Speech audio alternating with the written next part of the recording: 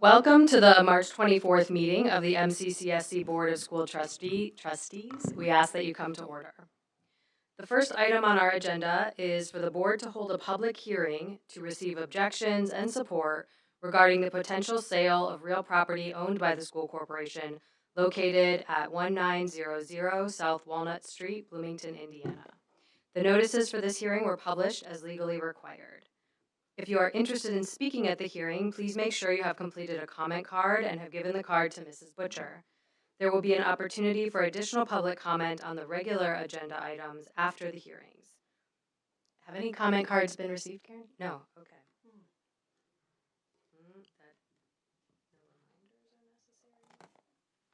Okay, hearing no comments, I will close the hearing. The board will have an opportunity to discuss this topic later in the meeting. We will now open the regular meeting. Tonight we will begin with a special presentation from Riley Children's Foundation honoring one of our students.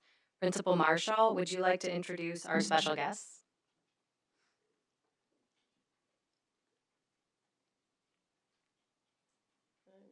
I definitely would. Thank you. Good evening. Thank you to Dr. Winston and President Cooperman, members of the board, for giving us a little bit of time this evening to celebrate and recognize one of our own child's Jaguars, Bennett Pace.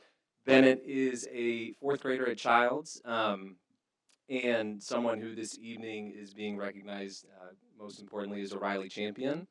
So I personally, just in the last week, have learned a good deal of Bennett's story, which was unbeknownst to me previously, and have just grown my admiration for him, understanding the struggles and the challenges that he endured very early in life. I've always admired and really loved having Bennett at Childs, but I think when you all get to hear his story, you'll grow in admiration as well. Before we recognize Bennett, I'm going to turn it over to a representative from Riley Children's Foundation, and that's Olivia Mosey. Thank you.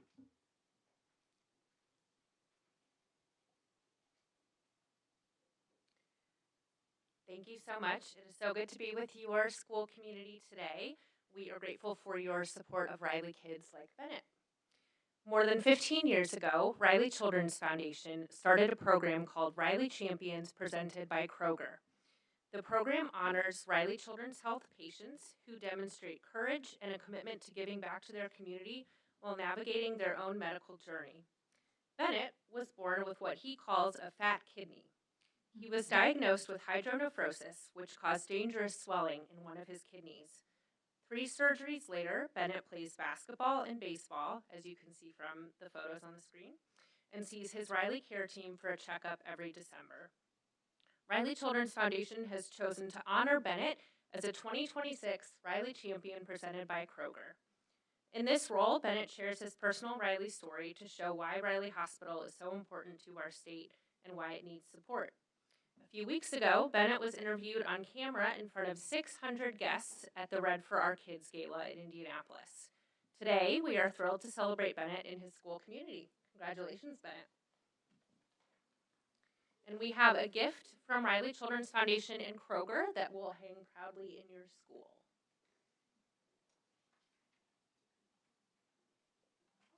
Do you want to help unwrap it?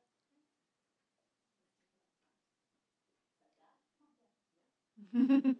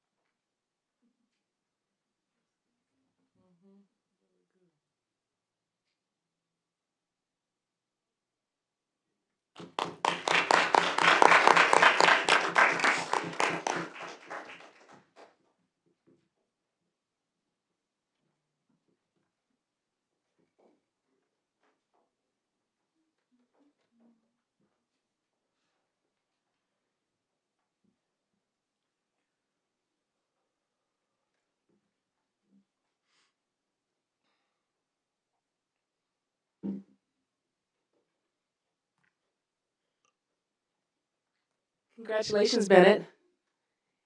Congratulations, Bennett. I would say you are not only a Riley champion, but you're also a champion to us at MCCSC too.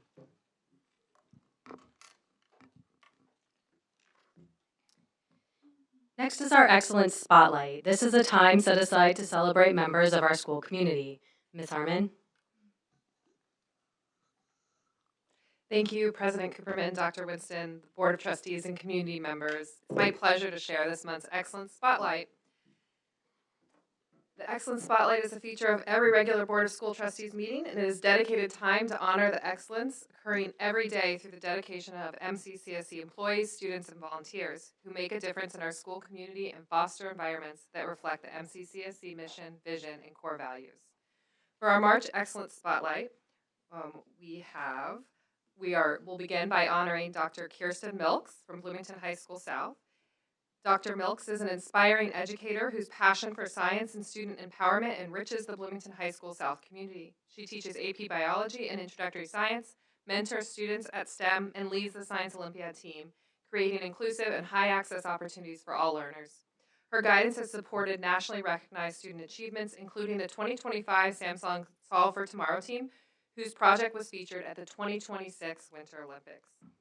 Dr. Milks is also a dedicated Girl Scout volunteer and was named the 2024 Girl Scouts of Central Indiana Leader of the Year.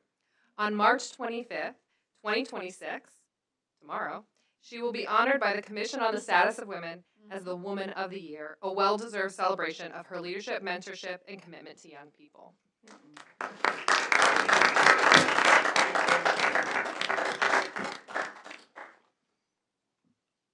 Hi, everybody. I just wanted to say, as I've been reflecting these past couple weeks, knowing that that this recognition had happened, like it happened because I'm here, because I'm working in a place where we believe that kids can do anything, right? And so that big, unshakable belief, that unshakable truth is why I'm so lucky to work here and has guided my work with the young people in my community. And I'm really thankful to all of them for teaching me, and I'm really excited to see what's next. So thank you all. Do we want to do a picture, or do you want me to move on to the next one? Two more.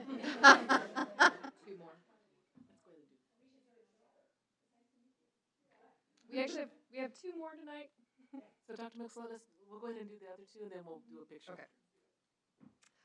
Our next honoree is Alia Sarabinaya from Bloomington High School North, who is a senior being recognized by the Commission on Status of Women as the Young Woman of the Year. Her leadership, service, and dedication to uplifting her community exemplifies true excellence. She actively serves as an intern with Amplify Bloomington, co-president of Project Middleway, president of both the BHS and Habitat for Humanity Club and Cougar Care Meals, and co-president of her graduating class. Passionate about community service and making a meaningful impact, she is an inspiring recipient of the March Excellence Spotlight. She plans to continue her path of service and leadership by studying informatics at Indiana University in the fall.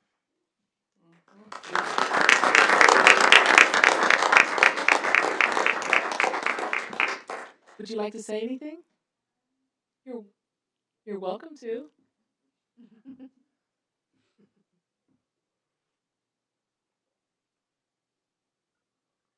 I just want to thank everyone here for allowing me to be recognized for my achievements, and to MCCSC and all the teachers that helped me get to where I am. Thank you. Congratulations.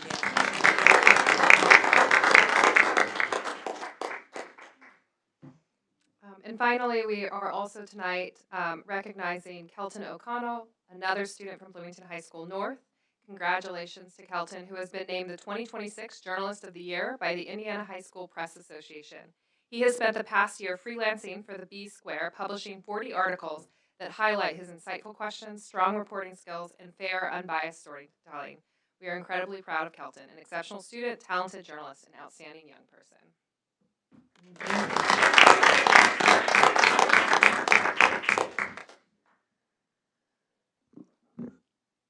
Thank you for employing the adults who, other than my parents, have been the most impactful people who make me who I am. Thank you.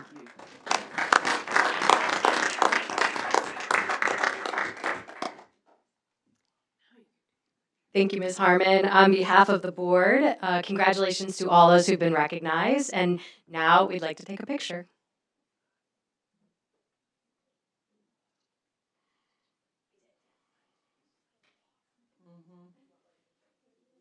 Allergies. Hormones.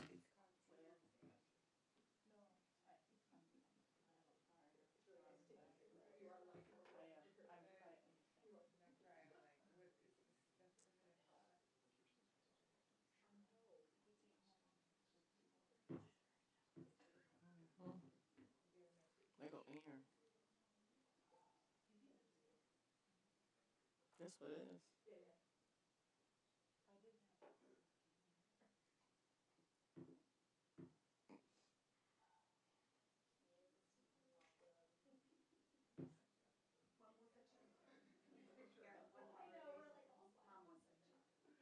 Oh, don't run.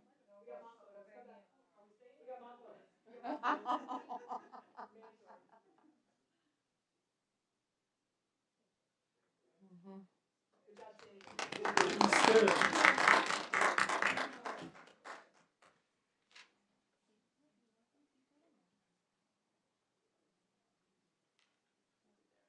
I can't. I lost a staff member. I got work to do. Congratulations again to all of our recipients. Of course, you're welcome to stay, but if you came for that recognition, you're also welcome to go. Thanks again for coming. We will now proceed to public comments. Karen, do we have any public comments? No, we don't. All right. Moving on past public comments then. We will now move on to the consent agenda. For our consideration is the consent agenda that includes the following: minutes from the board meeting held on February 24th, 2026, overnight out-of-state field trips, financial report from February 2026, appropriation balance report February 2026, register of claims March 24th, 2026, payroll register and payroll claims February 2026, request to declare as surplus and authorize disposal of out-of-date items. Do I have a motion regarding the approval of the consent agenda? Do I have a second? Second. It's been moved by Ross and seconded by Tiana that we approve the consent agenda as presented. All those in favor of approving the consent agenda signify by saying aye. Aye. Any against? Abstentions? Motion carries. Next for our consideration are the donations. We have received donations of over $110,000. Thank you to all our donors. Your generosity is appreciated.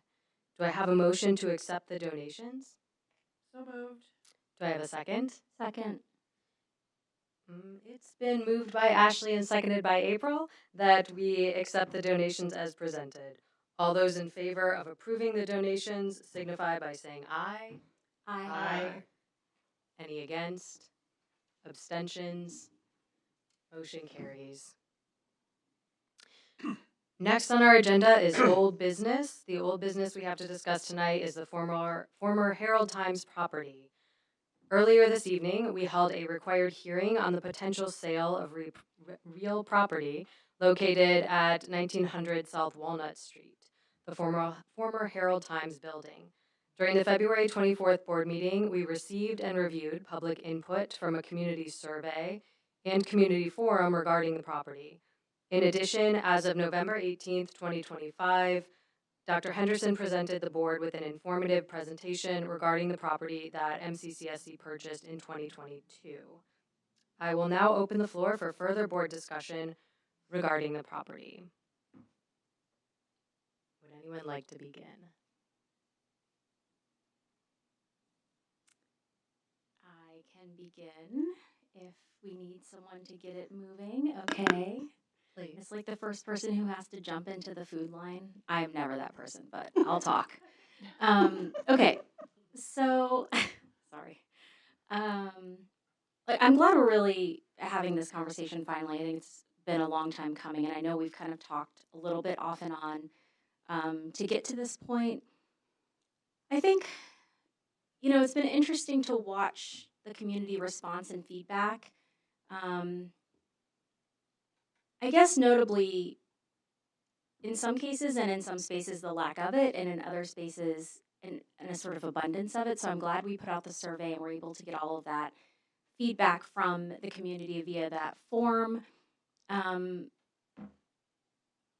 For me, I think when we purchased that building, you know, we were kind of at a different point in our, well, so many things. We were just in a different moment, right? And a lot of that has shifted, including facing some really horrific cuts from the state. And so I think we're in a much different financial position than when we initially acquired that building. Now, I will say, you know, I remain sort of steadfast in that the original intent for purchasing that building was a potentially good one and an innovative one. What we know is that our district has services that are dispersed across our entire district, right? They're everywhere. So if you need to enroll, if you need to get support for certain things, like a parent might be sort of charged with driving all over town. The Herald Times building is across from the administration building, across from Bloomington High School South, and it's accessible on a bus line, which is key. It's a huge factor. And so the thought, I know people have kind of scoffed at this notion of like a welcome center, but I think it isn't just a welcome center. It would have been a consolidation of services potentially, right? It could potentially have been an improved health center for our employees. It could have been a lot of things, I think. And I remain committed to the fact that at that moment, as we were sort of trying to envision where we wanted to go with our district, it was a made sense. And I will also say that the price of the sale of that building, right, is, and I know I'll probably get sort of dinged for this or somebody will misquote me or something because it happens all the time, so it's fine. But when you look at that from a position of personal finances, 2.93 million, however much that building initially sold for, seems like a lot of money. But in the scope of a district budget of this size, it's marginal. What I will say is that fees of that sort, they don't go very far in the operations and working of the district. They just don't. There's no way to cut it. Like $2.9 million doesn't even cover our sort of operating budget for a month in this district. It can't go very far, but it could have potentially set us up in a way in a building where we might have had ongoing support services and innovation for our families. That said, at this moment, I'm sort of the inclination, given that the feedback was sort of 50-50, and also knowing where we're at this particular moment from a fiscal perspective, probably more on the side of selling at this point. That's kind of where I land. I would very much second a lot of what April just said. The intent of that building was great. In attending some national conferences, state conferences, many districts across the country and in our state have a facility like that with a lot of consolidated services, and they're very public friendly, let's put it that way. Mm-hmm. However, the same ideas have come up in my mind in that selling this building, what we would get back from it right now, and as you said, it's a marginal percentage of what our overall budget is. So the influx of that money to me is not the motivating factor. I'm leaning the same way April is. To me, the motivating factor is that the money that we would have to commit to make that building what it needs to become is going to potentially severely limit our ability to do other things within the district over the next several years. and those buildings are more for the kids.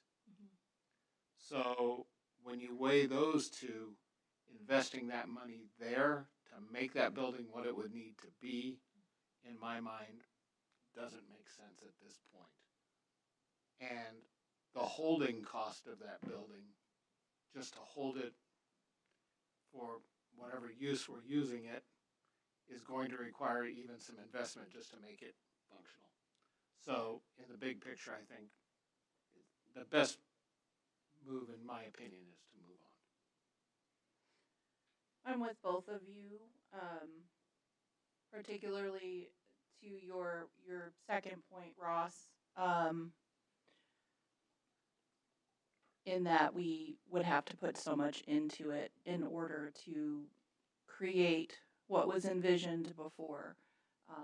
I'm one of the board members that kind of came on after those discussions happened, so I'm kind of on the back end of it, and I started from a place of not wanting to sell it, to go forward and do those things, but understanding what it would take in order to do that and what would be potentially lost from our other facilities as a result is not worth it to me, even though it saddens me because I see a lot of positive in having a space like that, because it could be a lot of things. It's a very large space.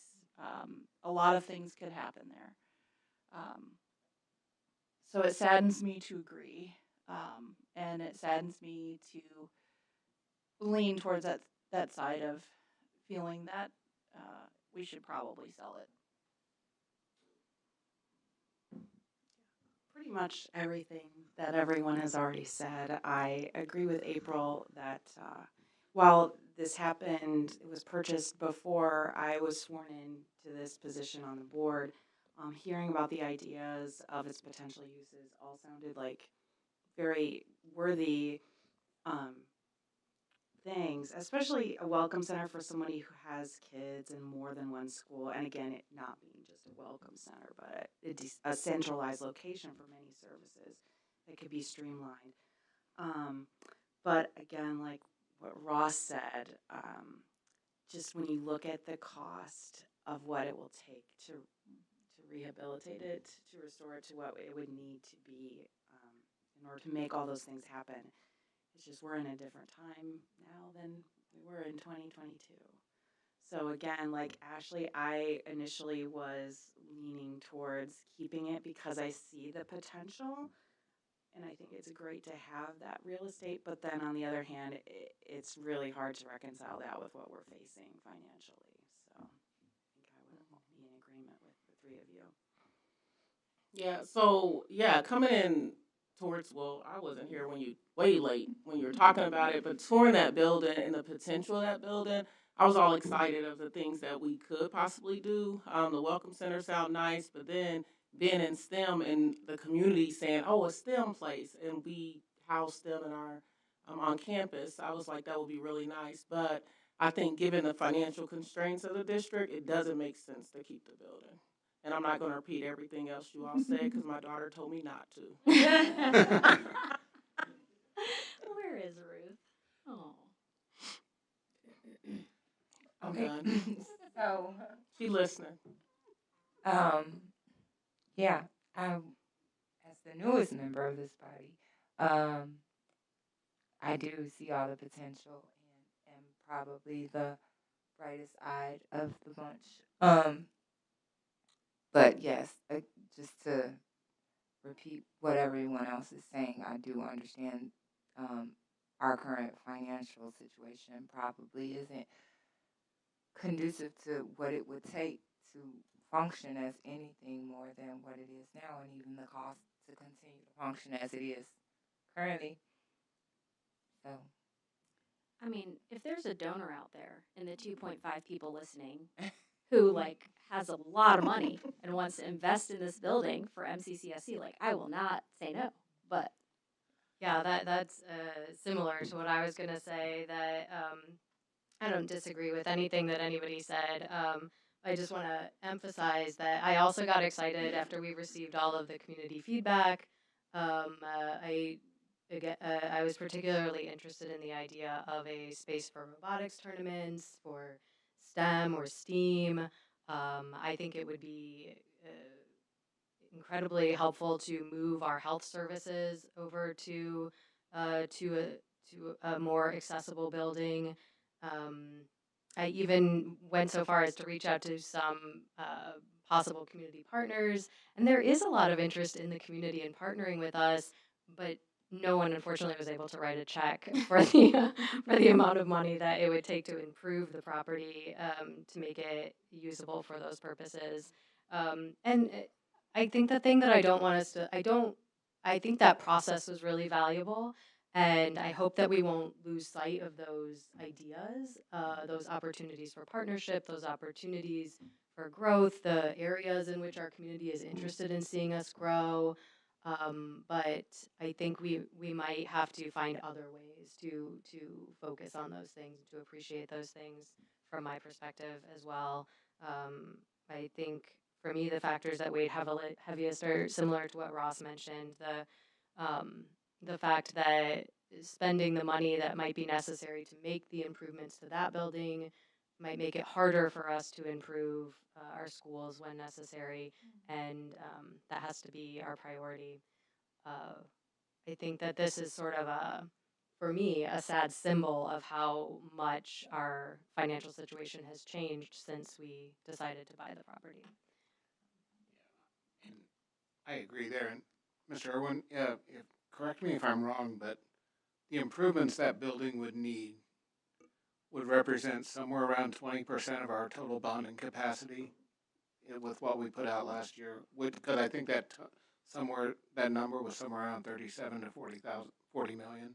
So it'd be around the initial estimates that I think we had were around 34, 35 million. Okay. And so it would eat up a significant portion of the debt capacity we would have over the next few years. Yeah. As we continue to stay within the confines of what it is the ask of the community as it relates to supporting our property tax levied funds. And so we're just continuing to be mindful of those things. So yeah, it would limit our ability to make other necessary improvements that are wanted and needed at some of our other facilities. And I just wanted to say to Mr. Irwin, I appreciate that you took the time to answer all the questions that we had concerning the finances, because it is a lot, and just trying to wrap our heads around what does it actually mean if we hold on to it, if we do the things, and what we lose as a result. I appreciated that, so I just wanted to thank you. I appreciate the questions, and I know that part of being able to make a good decision is having the right information, and so I appreciate the opportunity to provide information based on your guys' requests that helps you make a quality decision that you guys, I know, have to wrestle with. Thank you. At this time, I would like to make a motion that the board proceed with the necessary steps to initiate the sale of the Herald Times property. Second.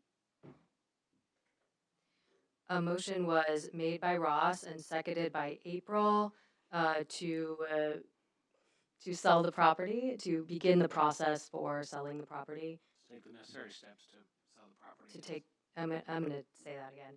A motion was made by Ross and seconded by April to take the necessary steps to sell the property at 1900 South Walnut Street, the former Herald Times building. I can take a vote now, yeah? Mm-hmm. Okay. All those in favor of the motion signify by saying aye. Aye. Any against, say nay. Abstentions? The motion carries. Given that the board has approved the sale of the former Herald Times property, we now need to make a motion to begin the process of hiring a broker to facilitate the sale of the property. Do I have a motion to begin the process to hire a broker for the sale of the property? So moved. Do I have a second? Second. It's been moved by Ross and seconded by Tiana that we begin the process of hiring a broker to facilitate the sale of the property. Are there any comments from the board? Yes. What does that process look like, and how do we select I'm sure there's some legal parameters of how we select a broker to handle that. Could someone from our team answer that question?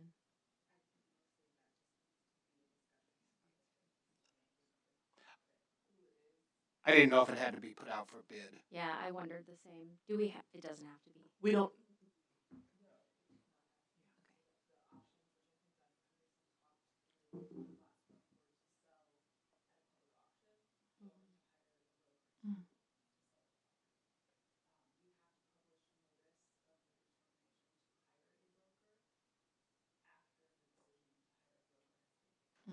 Okay. Okay. We have 30 days to hire the broker, to make the decision to hire the broker. To publish. To publish, okay. Thank you for the Board clarification. decision to hire a broker. Okay. So. Any further discussion on that motion? Will the board officers write the notice for publication? If I could, I'll work with Kate, our attorney, on getting the notice published, and so we'll work in that regard with both her and the firm. Awesome. Last call for discussion on that item. Good. All in favor of the motion to begin the process to hire a broker to facilitate the sale of the property, signify by saying aye. Aye. Any against, say no. Any abstentions? The motion carries. We will now move on to new business, which begins with the personnel report. Good evening, President Cooperman. Thanks, Dr. Anderson. Winston, members of the Board of School Trustees. This evening, I'd like to call your attention to the following retirements. In our certified staff, Cheryl Lewandowski. Ms. Lewandowski has been with MCCSC for the last 24 years, most recently serving as a school psychologist throughout the school corporation. In addition, Marla Rademacher. Ms. Rademacher has been with MCCSC for the last 26 years, most recently serving as a social worker at Bachelor Middle School. In our support staff, Beth Butler. Ms. Butler has been with MCCSC for the last 20 years, most recently serving as a corporation bus driver. Barbara Davis. Ms. Davis has been with MCCSC for the last 30 years, most recently serving as a library aide at Jackson Creek Middle School. And Martina Knight. Ms. Knight has been with MCCSC for the last 21 years, most recently serving, nope, that is incorrect, serving as a preventionist at Fairview Elementary School.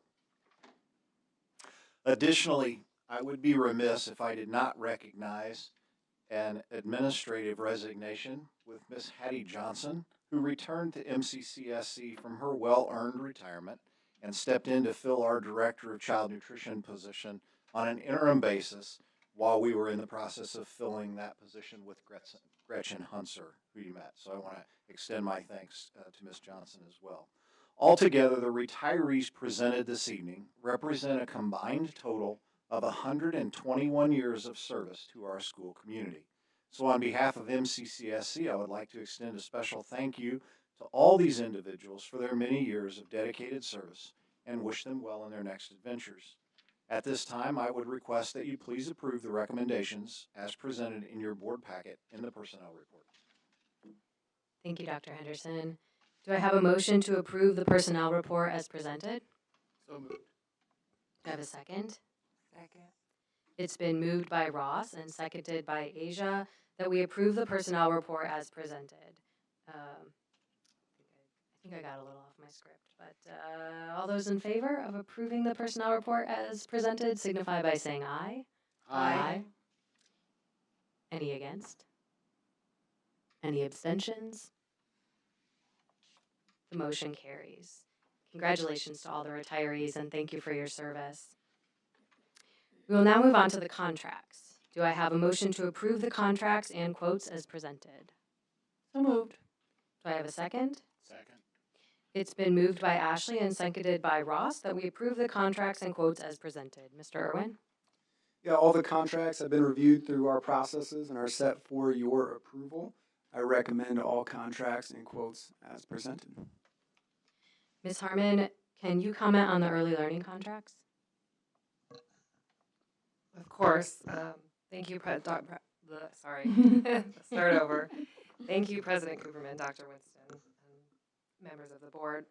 I would like to present the administration recommendation for renewal of our current early learning partner contracts for the 26-27 school year.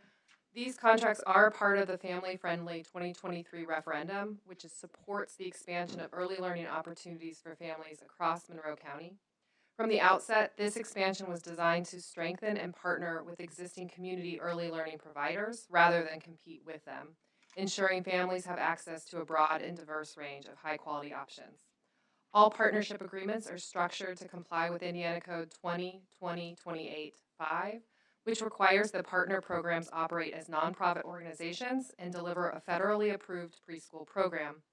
In addition, partners must maintain a Level 3 or Level 4 rating in the Paths to Quality program for the state of Indiana, and the program must support student development and prepare students for kindergarten learning as directed by MCCSC. I am recommending 5 current contracts for renewal, all to be supported by the referendum. If I may go through the 5. Please. First, I recommend the agreement with the Bloomington Center for Global Children to provide services for 3-year-old and 4-year-old students in the 26-27 school year. The total cost not to exceed $66,000. Can you repeat the name of that organization, please, Ms. Harmon? The Bloomington Center for Global Children.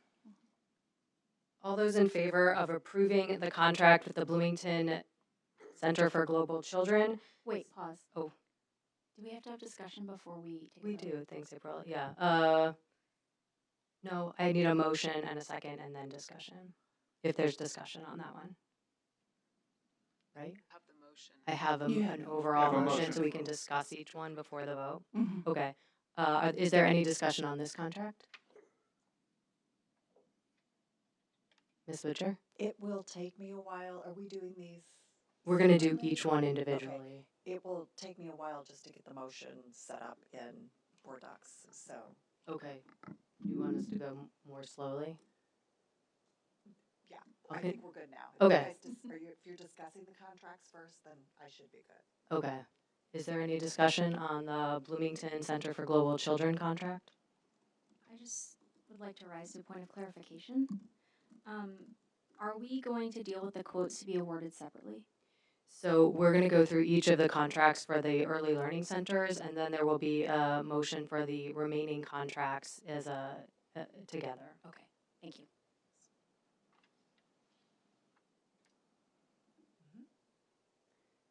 I'm going to call the vote on the Bloomington Center for Global Children. All those in favor of the contract with the Bloomington Center for Global Children signify by saying aye. Aye. Any against? Any abstentions? Motion. Who seconded? So the overall motion, as I understand it, the motion to approve the contracts, which was It was Ashley and Ross. made by Ashley and seconded by Ross, is the open motion at the moment. Yeah. Is that correct? That will cover them all. Okay. Then we're So good. the motion will stay the same and the votes will be taken individually. Ms. Harmon, could you present the next contract, please? Next, I recommend the agreement with Penny Lane Child Care to provide services to 3-year-old and 4-year-old students in the 26-27 school year. The total cost not to exceed $130,000. I so recommend. So the motion is a contract with the Bloomington Daycare Corporation, Penny Yes. Lane East, Penny Lane Penny Lane West. East, Penny Lane West. Is there any discussion on this contract? I have one quick question. Is the difference in the dollar amounts based on the capacity of the facilities? Okay.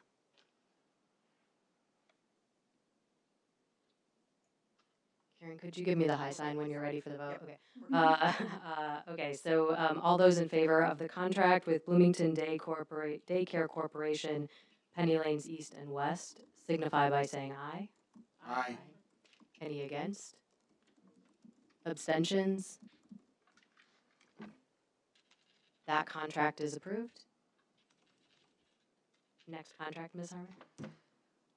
I recommend the agreement with the Bloomington Developmental Learning Center to service 3 and 4-year-old students in the 26-27 school year. Total cost not to exceed $50,000.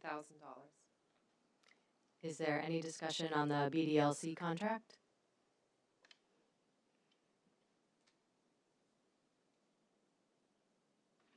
Good. All those in favor of the contract with the Bloomington Development Learning Center signify by saying aye. Aye. Any against? Abstentions? Ms. Harmon? I recommend the agreement with Compass Early Learning Center to provide services to 3 and 4-year-old students for the 26-27 school year, not to exceed the total cost of $250,000. Is there any discussion on the contract with Compass Early Learning Center?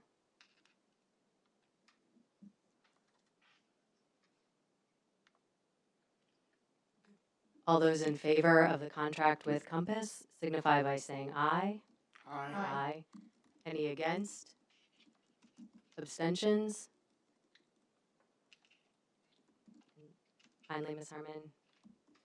Finally, I recommend the agreement with Covenant Christian Early Learning Place to provide services to 3-year-old and 4-year-old students in the 26-27 school year. Total cost not to exceed $75,000. Is there any discussion on the contract with Covenant Christian Early Learning Place?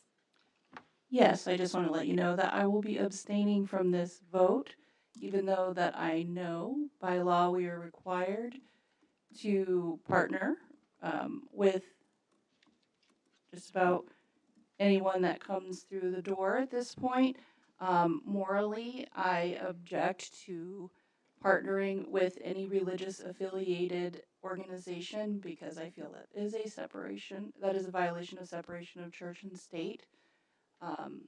And morally, I just do not agree with that. I'm just going to clarify some phrasing there, I think, Sure, Ashley. go ahead. The change in the law that happened between the time that we started partnering with early learning centers and today, as I understand it, and Kate, please correct me if I'm wrong, is that we can't decline to partner with an organization based on the fact that they are a faith-based organization. Is that a fair characterization? Thank you. Thank you for being so much more succinct. I don't know if that was succinct, but thanks for saying that. Yeah. I will just say, I agree in large part, Ashley, with your position and your stance. I too would take that position and stance ordinarily. I will choose to vote yes today simply because we didn't pull it out of the last vote and I voted yes. And so in favor of equal treatment, I'm going to just continue to vote yes so that there's no sort of discrepancy there. But I do feel as you do. And I did abstain last time, but I didn't Exactly. explain. And learned I should have done that before we did that. So I'm doing that now. Yep. Can I ask another question, Ms. Harmon? Are any of the other early learning centers that we're partnering with tonight, do any of them provide K through 12 education? Provide K through 12 education? No, I do not Mm-mm. believe they do. Does Covenant Christian, that you know of? Does Covenant? In a completely separate facility. Okay.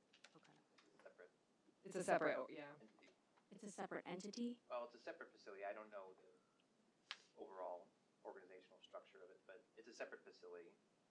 Does that change legal precedent? So, and I apologize, I wasn't trying to spring this on anybody. This truly just occurred to me. So I don't think that in our guidelines for partnership, we made a distinction between organizations that don't provide K through 12 and those that do. I do also believe that the other organizations we partner with do not provide K through 12 education, which does mean that this is unique not only in that it is a faith-based organization, but also that it is in direct competition with us for K through 12 students. I'm going to vote in favor of the contract tonight, but I would like us to consider for the future whether we change our criteria for these partnerships. I appreciate that. I hadn't considered the possibility of partnering with organizations that also do K through 12 or K through 8. And that is concerning to me, so I would like to revisit if possible. And I don't know what the parameters or the constraints of the law are in this instance, when it says that we can not, or we can't decline, or whatever it is. So I'd like to just do some more investigation and have something on the books potentially before we have to enter into these MOUs again next time. Is there any further discussion on this contract? And so just to clarify, this is a renewal. We've already been partnering with this facility for the last year. Is that I think what? we just approved it for the first Not time for in the January. Not for the last year. Oh, okay. Just the second semester of this school Oh, year. I see. Okay. When she said renewal. It is a renewal, but it is also a newer partnership than some of the Okay. other Yeah. ones.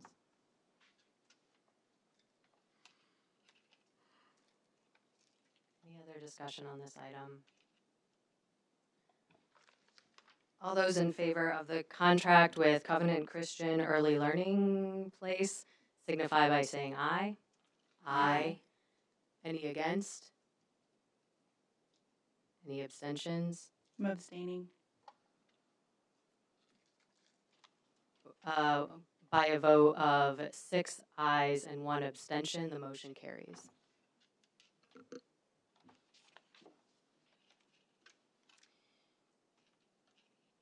Okay, so I will now ask for, I'm not going to call a vote on the remaining contracts, the rest of those that Mr. Irwin recommended, other than the early learning centers. All those in favor of approving? Yeah. Can we have a moment of discussion for Yes, this? of course. Thank you. I just want to ask for clarification. Mr. Irwin, are you related to Irwin Seating Company? No relation. Okay, thank you very much. All right. I'm glad you asked that. Yeah, that's a good point of No clarification. conflict of interest there. No conflict of Excellent, interest. thank you. I will now ask for all those in favor of the remaining contracts to signify by saying aye. Aye. Any against? Any abstentions? The motion carries.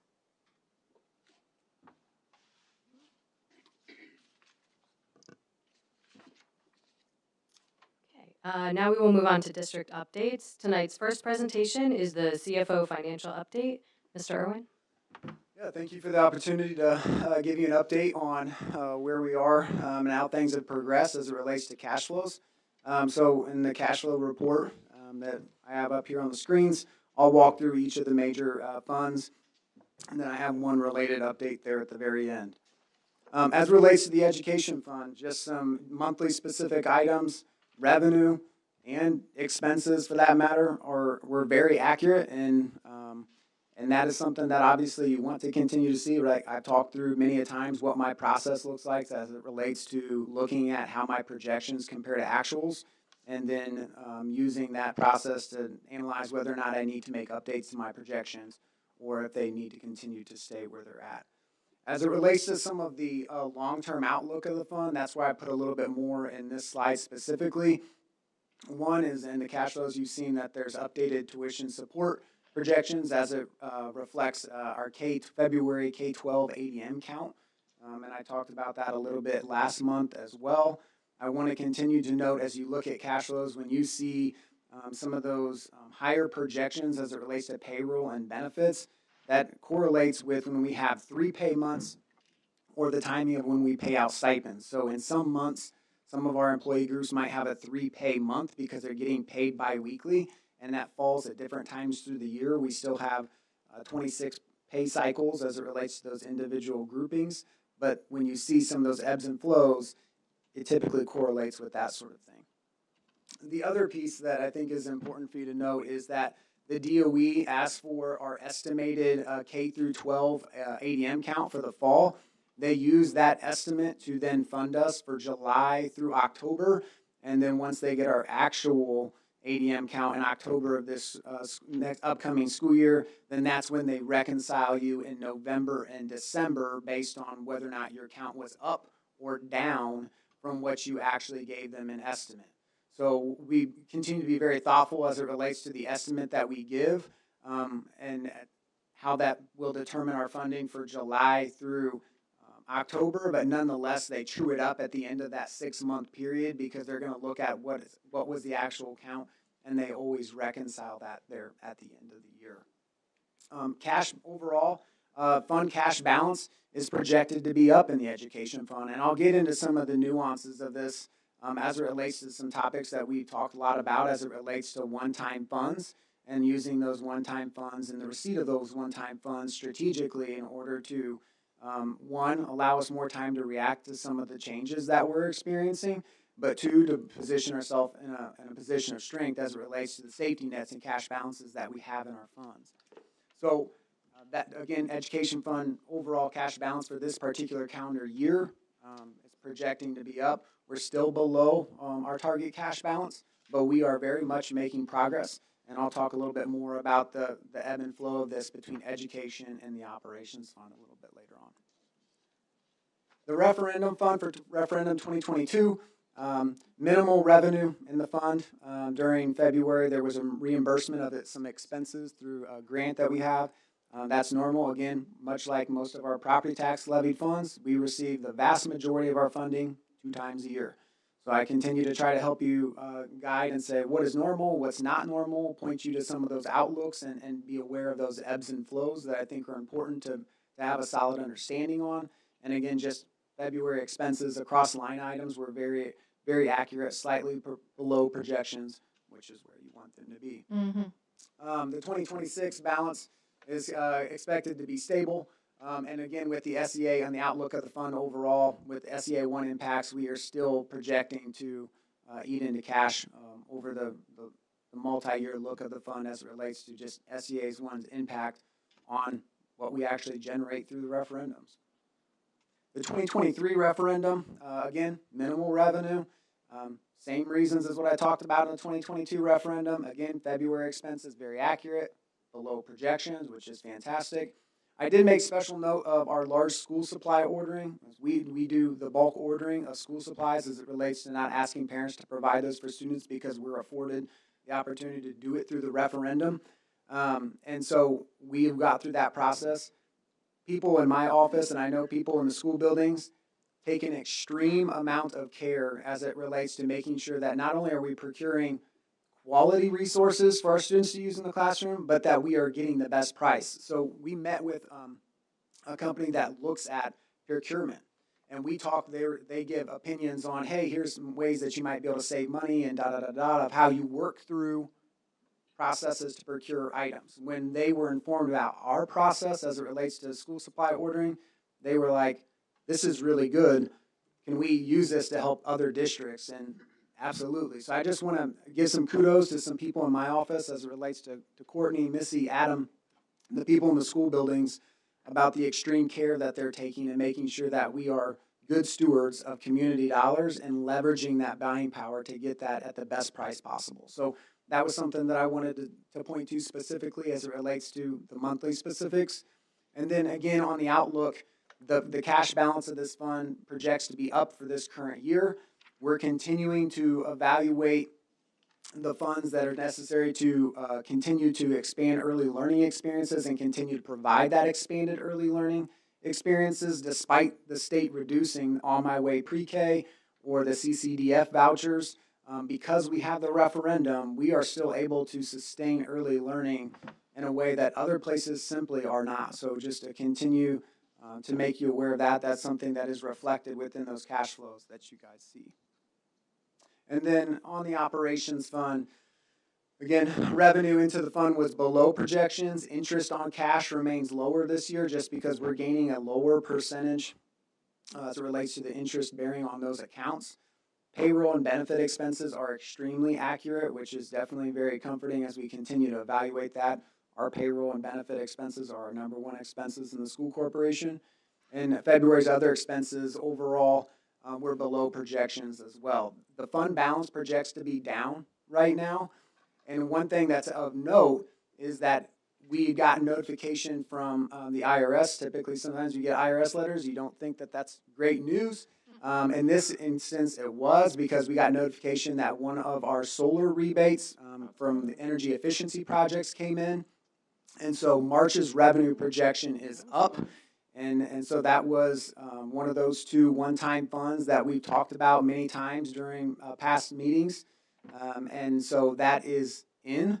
That is reflected in March's projection, and then will be actual next month because we know we've received it. And then we've continued to look at how we manage the transfer from ed to ops in order to be able to benefit both funds. And still stay within the bounds of what it is that funds can be, where they can be receipted in and how they can be accounted for. So that continues to stay true to that use of one-time funds, making sure that one provides us a longer runway to make adjustments structurally to how we operate to make sure that we're within balance, but also to provide that boost to the safety nets that are our cash balance in those respective funds so that not only do we need balance, but we need the appropriate safety nets in place as well to make sure that we are in a place of strength to handle, other obstacles or curveballs that could come down the road. And so very much true to that word, that is what we're doing. Very excited that that came in. Still unsure of when the other solar rebate would come in.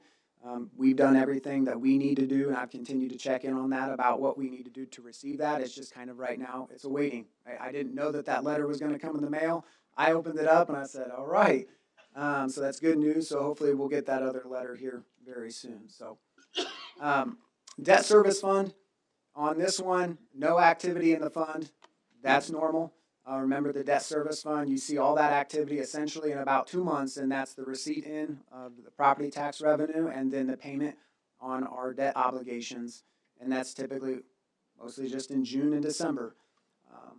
Couple pieces on outlook that I think are important. The legislature did give us the option for this year only to spread the supplemental homestead deduction across debt and operations.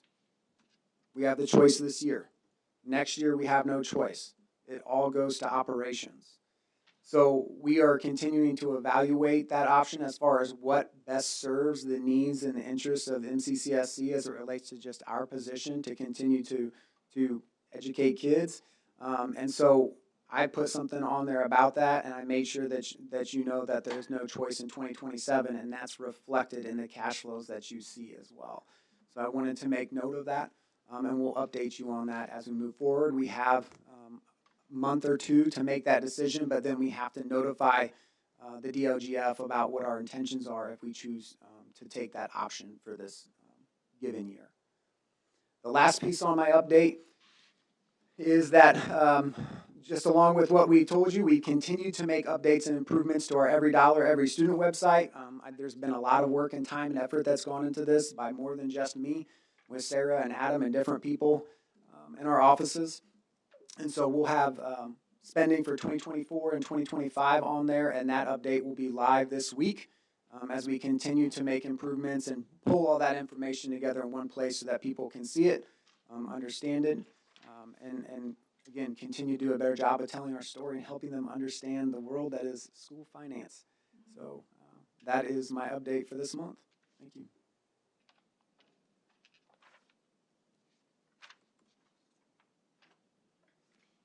Thank you, Mr. Irwin. Do we have any questions or comments from the board?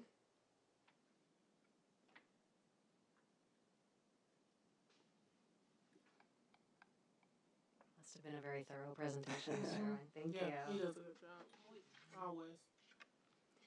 Next is a communications report from Ms. Deweese.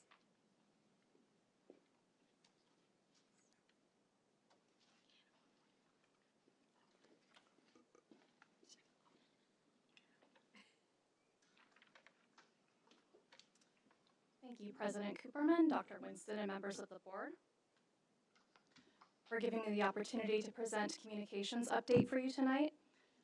So the last time I presented a communications update was around this time last year, so the presentation this evening will primarily focus on communications over the last calendar year, but I'll also share some updates that are more recent and some of our future directions. So the two overall topics I want to focus on this evening are one, how we're reaching more people in our community with our communications, both our current and prospective family communications, and then also just how we're keeping our community more informed and our larger public. So first, to give you an overall snapshot of our family and community reach for the past calendar year, Parent Square remains to be our #1 communication channel for how we're communicating with our families. So about 56% of our families are actively engaged with Parent Square in communications with their schools. We like to see that number remain over 50%. We typically have about 2 contacts per student, so anything over 50%, that could mean that all of our families are interacting. And then our corporation e-newsletter is something we continue to send out on a bi-weekly basis. That goes out to all of our families and our community members as well to share updates about important dates coming up, events, corporation news. And we're continuing to see that strong 57% open rate on that, which is a good signifier of our community staying informed. And then overall, we've increased our community audience reach over all of our social media, our news website, and our e-newsletter by about 14% over the last calendar year through all of our channels. And over the past 2 complete school years, we've also seen that grow about 23%. So continuing to see us grow our audience numbers in both our wider community public reach, which is really important. So first, I want to talk about our current and prospective family communications. So not only is it important we continue to reach our current families, but we're continuing to make sure that we're becoming a school corporation that's top of mind when our families have many choices for education in our community. So with our current family communications, first I want to share our top communicators currently continue to be our teachers and our classes. Our families are reached by our teachers first and foremost on Parent Square, which is how the tool was designed, so we like to see that. And then in terms of our corporation communications, in addition to our bi-monthly e-newsletters where we share important updates, we're continuing to share news and announcements about some of the unique programs and opportunities that are available to all of our families, like Parent University, ALPS program, those sorts of opportunities. And then we also continually share those departmental specific messages, so information about our health services department or communications updates about how people can update their communication preferences or language preferences. And then with our e-newsletter subscribers, this number we like to continue to look at increasing and continue to watch. But our e-newsletter subscribers have increased by about 57% from last year to this year. So that's been through the results of many efforts and something we'll continue to look at more ways to grow. So I wanted to share one example of how we're continuing to outreach to our prospective families to let them know about the many opportunities we have here in MCCSC schools. So one of the larger prospective family promotional campaigns that we do is for our open house. So this is an annual event we host each year for new incoming families for both pre-K and kindergarten. The event gives them an opportunity to visit our schools, talk to teachers, see what it's like in the classrooms. And so this is one of our biggest opportunities to reach individuals. So this year we launched a fully comprehensive campaign over social media, email, print. We engaged some of our community partners in helping us spread the word and promote the event. And through all efforts, including many of our schools' efforts in promoting, we have about 376 prospective students who may enroll this coming school year. So I just wanted to give one example of that. And then in addition, our early learning promotion is also ongoing all year long. So during the registration period, when registration opens in February, this is when our promotions are the strongest. And in all of our early learning promotions, you'll see we have a dual message. So one, we're making sure that families are aware of all of the opportunities they have. But then two, we're also making sure that our community is aware of their investment in the referendum and how that's benefiting communities. So I wanted to play a short video today to just give you an example of that dual message. This age, play is how children learn. And our kids, they're learning something new every single day. Our preschool and pre-K programs are play-based, but they are also research-based. There's a purpose behind everything we do. Thanks to public support for our 2023 referendum, preschool and pre-K are more affordable than ever for MCCSC districted families. For 4-year-old pre-K, all districted families qualify for a discount of at least half the cost of MCCSC pre-K, no matter your income, or a stipend for partner providers. For 3-year-old preschool, all districted income-eligible families qualify for free tuition in MCCSC programs or a stipend for partner providers. We've more than doubled MCCSC family access to preschool and pre-K over the past year, and we still have spots available for more students. Learn more about tuition assistance for preschool and pre-K and enroll today. And thank you to our community for making this possible. So I wanted to share that as an example of a lot of the video content that we've done recently. We've tried to really show what it looks like in our classrooms and show the engaging programs that we have to offer. So then moving to keeping our community informed, it's important not only to increase our reach, but to continue to find new ways to share our story and tell stories of student success. So this past year, I think we've shared before, we published a couple of community-wide publications that we mailed to all households in our community. So I know we do a lot of digital communications via social media and all the other channels that I shared, but we have heard from many community members that they actually want and prefer some printed mail pieces in their mailboxes, and we know that we can't reach everyone through digital channels. So it is important to occasionally make sure that we're reaching our entire community and members of the public who may not be connected to us on social media, that we may not be reaching in other ways. So that's why we're doing these, occasional mailings to every household. So the first example was our referenda impact report that we mailed this past May that gave a comprehensive overview of how referenda funds were spent and how that was benefiting our students and schools. And then this school year, we did our first ever MCCSC newspaper that included many stories of student success, also corporation news. But in the newspaper, we had many opportunities for people to opt into our ongoing communications through QR codes. So that was one of the methods that increased our subscribers. And then this past year, we also launched a news website. So this has become a really important platform for us to share corporation news. It's how we share all of the news that comes stemming from our board meetings.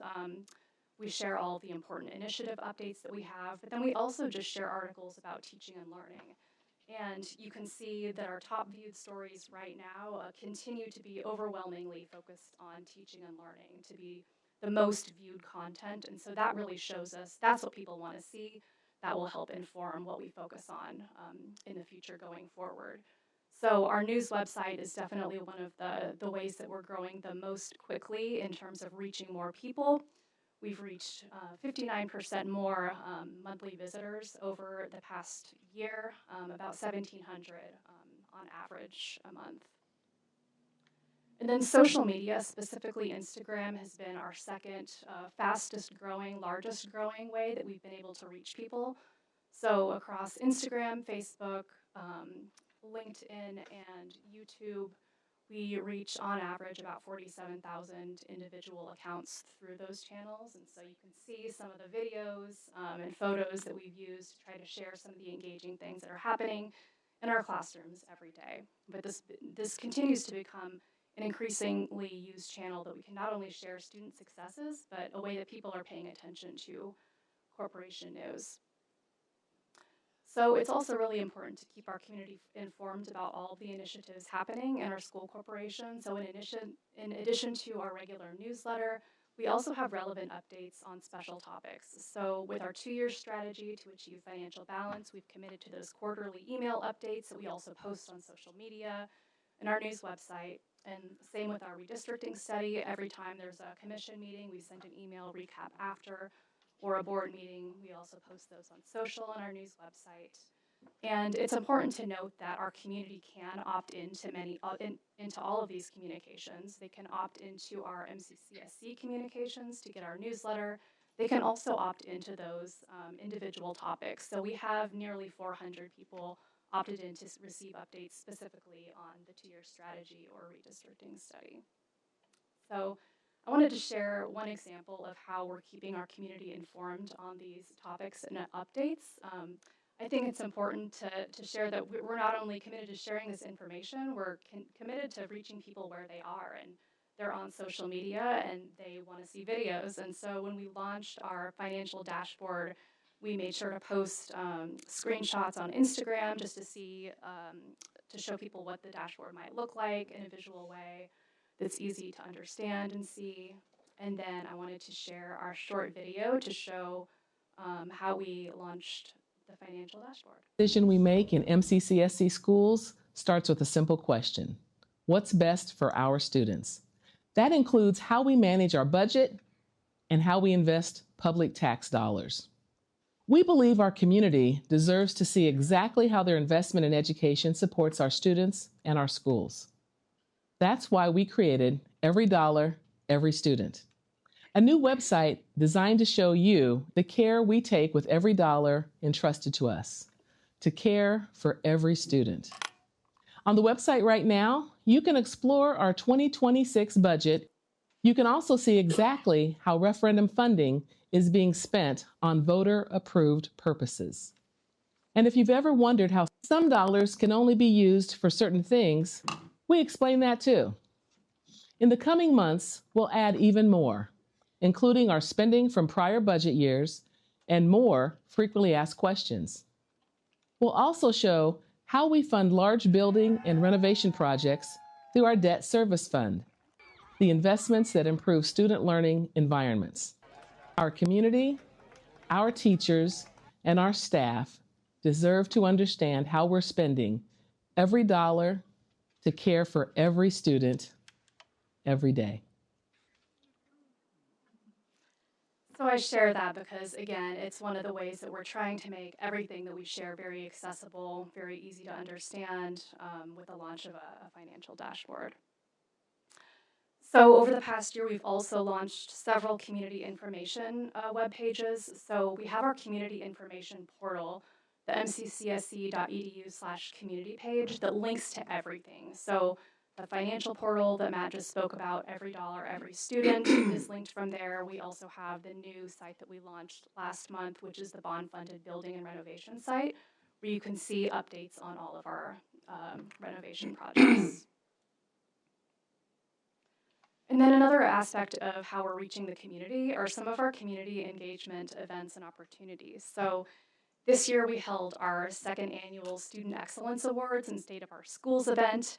And this is a great opportunity and one way for us to invite the community to see what happens in our schools every day. So at the event, we awarded a school, or a student or a group from each school to celebrate some of their achievements in everything from the arts to music. And it was a really neat way to see some of the student performances. We had a student art show, but we had many community members there.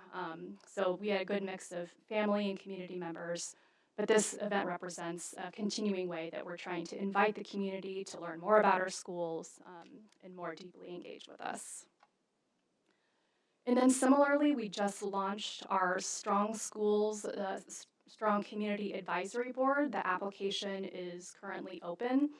This is an opportunity for our community to come together and discuss the future of our schools. We want to hear ideas, we want to hear input, and we're inviting our community to engage with us as we plan forward for the future. So the application is currently open. If you go to our community portal webpage, you can apply, but we've been sharing out promotions as well, so definitely invite anyone interested to apply to participate. We also will have a community survey option available if people are not available to serve on the council. So priorities and next steps going forward, I have both priorities for our family communications and then also the ways that we're going to continue to keep our community informed. So with our family communications, this spring we'll be launching an annual communication preferences survey just to continue to learn, are the communications that we're sending corporation-wide and from our schools, is it relevant, is it timely? Are there things families want to see that they're not seeing? Are they satisfied with the communications that they're seeing now? So that will help inform us as we go forward. And then we're going to continue to make sure that we're providing that outreach to our prospective families. Again, just because families have so many educational choices in our community, it's very important that we continue to be that top of mind choice. And then in terms of keeping our community informed, you heard about the Strong Schools, Strong Community program, the short-term council opportunity.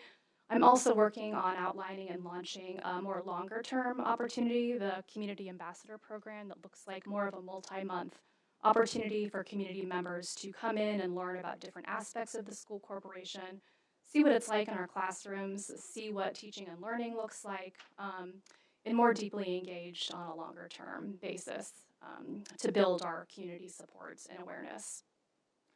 And then we're going to continue to also make sure that we're providing our community with regular updates on our referenda impact. So in addition to providing that referenda impact report, this looks like an ongoing communication plan for referenda impact communications and testimonials from our families. And then, of course, we're going to continue to work on expanding our storytelling and how we're telling some of the student successes that are happening in all of our schools on our news website and social media. So excited particularly about that. So I'm happy to answer any questions. Just a quick one. As we do the pre-K and kindergarten open houses, have we thought about incorporating with that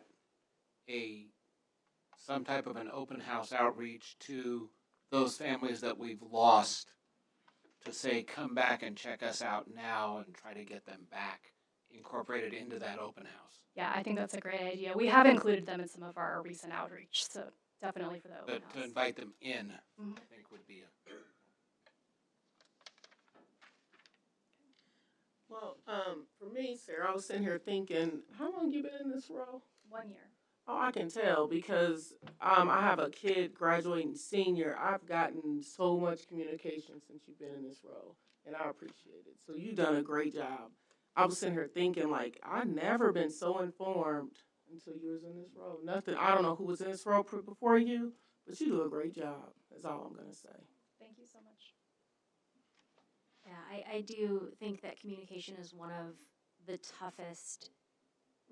I'm not saying it's like the hardest job, but it's one of these really tough areas because it feels sometimes impossible in all of the modes of communication these days to figure out what messaging for which platform and who's actually there and who are we missing and how are we.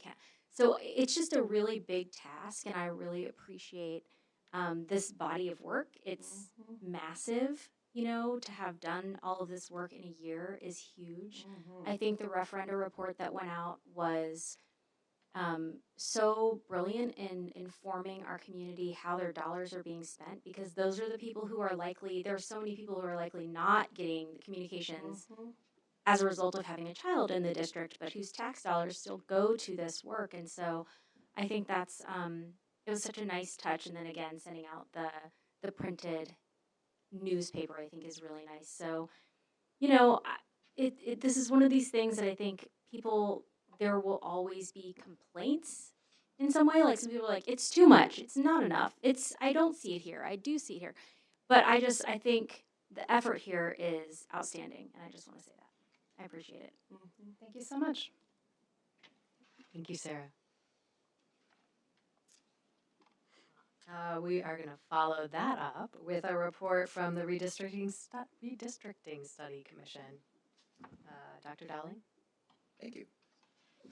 Thank you, President Cooperman, Dr. Winston, members of the Board of School Trustees, for this opportunity to provide a redistricting study update. As always, I will start with the project charter. This actually will be embedded throughout the presentation tonight. This defines what's in scope of the work and what's out of scope. Tonight's presentation topics are public voice. It's an opportunity to share some feedback from our commission members now that we've concluded our final 9th meeting. I will also discuss a preview of our findings, including what's in scope and out of scope, and I will talk about our timeline. Just a reminder that the findings will be a summary of what we discovered, and they will not include recommendations. The commission served as a public voice for our redistricting commission work. Included in our work was we had 9 meetings. We studied over 50 redistricting scenarios. We were able to incorporate public considerations via our public survey and from our commission members, which gave us our 4 considerations that helped guide our work along with the 2 board priorities. We had diverse representation. We had representation from every school within MCCSC, and we used a research-based dialogue approach. The commission allowed us to focus on what matters most to our community. As I mentioned, we were able to incorporate 4 considerations that came directly from the public input. These were capacity, resource allocation, and class sizes, minimizing student reassignment, transportation, and neighborhood or community schools. We gathered feedback from our commission members after our 9th meeting. For those who participated in the feedback, they shared that it was a highly engaged, overall positive experience. Of those who submitted feedback, 100% attended 7 or more of our 9 meetings. 62% rated the commission meetings overall as a 4 or 5 on a scale of 5. And 69% rated MCCSC's community engagement as a 4 or 5, again on our scale of 5. Reviewing our feedback from our commission members, several themes emerged. I will take some time to read quotes from them directly because it's a good chance to share their voice. On the theme of on examining a complex issue, serving in the commission really broadened my understanding and awareness of the multifaceted nature of redistricting, especially the interplay between socioeconomic balance, cost effectiveness, transportation constraints, and the desire to minimize student reassignment. Should have practiced being able to see them all. Sorry, thank you, Ashley. I appreciate it. I appreciate that. Thank you. Another commission member shared on the theme of examining a complex issue. My perspectives evolved most significantly around the practical constraints of transportation and capacity. While I entered the process with strong focus on minimizing disruption, I gained a more nuanced understanding about operational realities shape what is feasible. On the theme of on-commission member input, a commission member shared that I felt that both my input and that of fellow participants contributed meaningfully to this study, particularly in moments when diverse perspectives were surfaced and synthesized to illuminate the complexity of redistricting decisions. And another commission member shared that I felt like there were wonderful questions and articulate concerns shared at the meetings. I don't always feel like it translated into future meetings. On the theme on available data, commission members shared, I learned a lot about the history of MCCSC and the characteristics of MCCSC that made processes like redistricting complex and difficult, i.e. the size of the district, Indiana legislature, and important, equity, academics, and finances. Another quote was, I appreciated the opportunity to expand on the board's initial 2 considerations. However, information regarding the commission's considerations was not always available, making it difficult to rate those things. And I'll highlight here, there were commission feedback during our meetings about, for example, transportation. Commission members asked about ride times for students. And in order to do that, we would have to ask our transportation department to route all of our 50 scenarios, which obviously was a large task that we could not ask them to do. So instead of that, we used median distance from residence to school as a placeholder. And it helped, but it was not as much data as we would have liked for the commission. Another one was related to cost effectiveness. We had to use average costs as opposed to determining the cost for all 50 scenarios because obviously that would have been quite a task, so we did use average costs. On commission perspectives, it was always beneficial to work with a variety of community members to hear their perspectives and for them to share their knowledge in certain areas of expertise. And it would have been more effective to have individuals apply to be on the commission and then for a group to select a smaller group of people that represent a wide variety of interests. Instead, we had a large group that made it hard to have effective discussions. And on our final theme on GIS mapping, the GIS mapping changed the process immensely and made it easier to look at the implications of different changes on catchment areas. And I would like to thank Dr. John Baton for his involvement in the commission.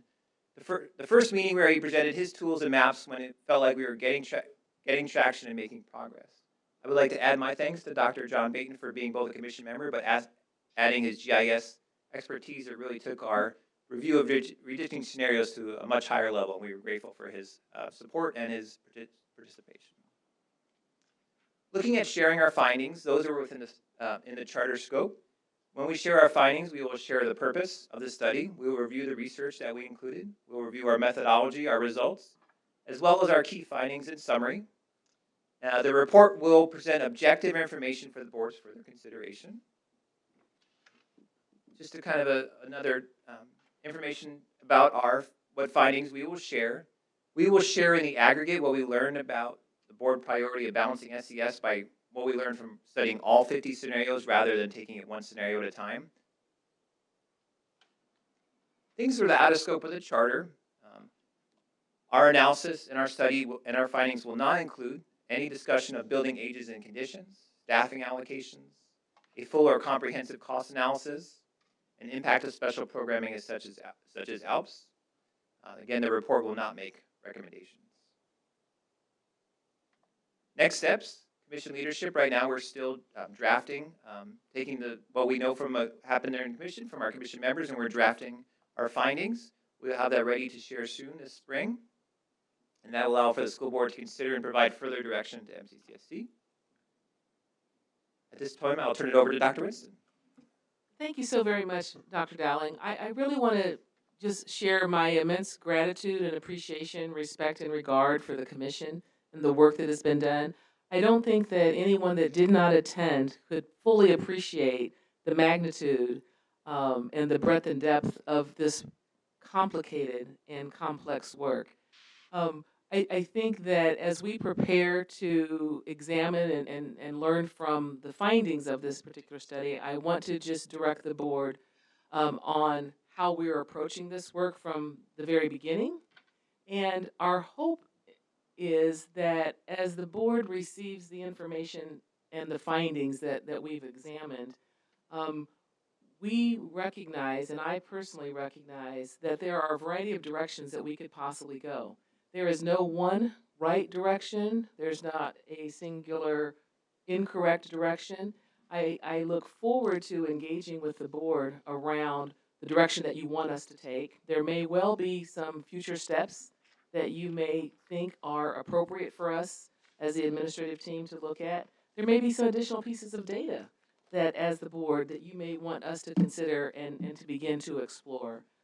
Ultimately, the timeline that would be necessary for us to have further dialogue and discussion is really at the determination of the board. And so I wanted to kind of share that context so that our audience understands that there is no time sensitivity necessarily until and unless the board provides me with some direction as to what they would like to see, some next steps. There are no predetermined outcomes or direction, but I am so eager to be able to look at the findings, to discuss those findings in a public forum so that we can all learn from that information, and that can then be used to inform what direction the board may want me to take as superintendent. And so I just wanted to provide a little bit of clarity for our audience, but also to kind of open up that conversation in terms of what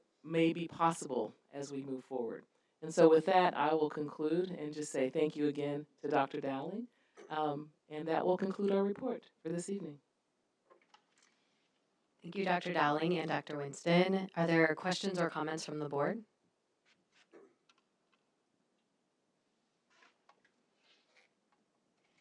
Dr. Dowling, do I understand correctly that the commission has had its last meeting and thus now you're just preparing the report?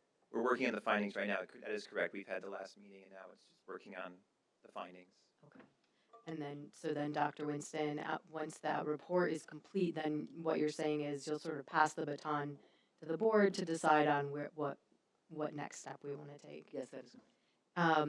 Can I ask, can you clarify for me the difference between a work session and an executive session if we were to ask for one of those to hear this? Yes, a work session functions as a public meeting. It would be available and open to the public to attend if they so choose. And we would just have open conversation and dialogue about whatever the content is. There are no items that the board would vote on at a work session. An executive session, the difference therein is there are certain criteria under state legislation as to the types of topics and the types of things that we can engage in during an executive session. And that's because an executive session is closed door, correct? Executive session is a closed.